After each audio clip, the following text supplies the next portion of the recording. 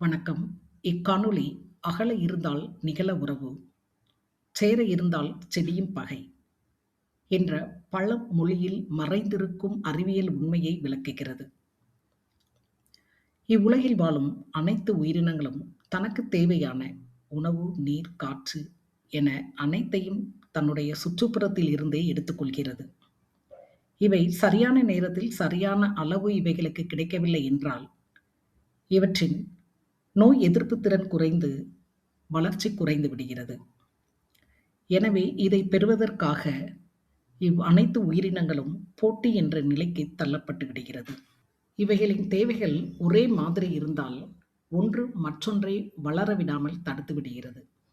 உதாரணமாக தேக்கு மரமும் சந்தன மரமும் அவற்றின் அருகில் எந்த செடிகளையும் வளர விடுவதில்லை. ஏனெனில் தேக்கு மரமானது தனக்கு தேவையான சுண்ணாம்பு சத்தினை முழுவதும் உறிஞ்சி எடுத்து விடுகிறது.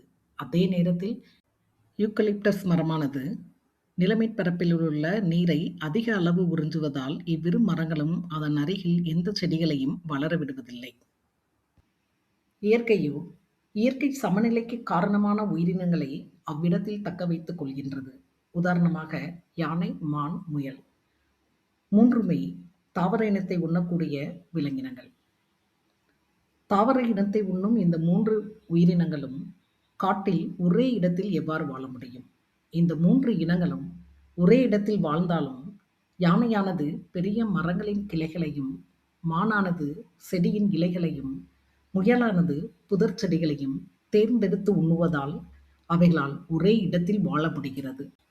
இதனை அனுபவ ரீதியாக கண்டுணர்ந்த நம்முடைய முன்னோர்கள் கலக்க விதைத்தால் களஞ்சியம் நிறையும், கிட்ட இருந்தால் முட்டப்பகை, 8 அடி வாழையும் 10 அடி பிள்ளையும் என்று பழமொழிகளாக நமக்கு விட்டு சென்றுள்ளார்கள்.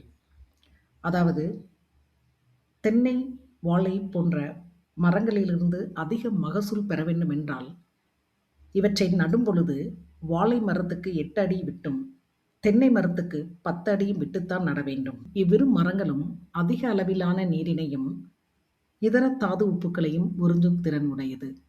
வாழை பயிரிடும்போது வாழையின் ஊடு பயிர்களாக கத்திரிக்காய், வெண்டைக்காய், பாகல், மிளகாய் போன்ற காய்கறிகளையும் பயிரிடலாம். இவ்வாறு பயிரிடுவதால் அதிக மகசூலை பெற்று விவசாயத்தில் அதிக லாபம் பெற முடியும். மேலும் மண்வளம் காத்து மனித நலத்தையும் காக்க முடியும் என்று இப்பழமொழி மூலம் விவசாயம் செய்யும் முறையை தெளிவுபடுத்தி இருக்கிறார்கள். இப்பழமொழி தரும் விளக்கமானது நாம் நம்முடைய உறவுகளிடமோ நண்பர்களிடமோ பழகும் பொழுது ஒரு குறிப்பிட்ட எல்லைக்குள் இருந்தால் அவ்வுறவோ அந்நட்போ நீடித்து நிலைத்திருக்கும் தன்மையற்றது என்று அறிவுறுத்தியும் இருக்கிறது. Thank you for watching this video. Thank you.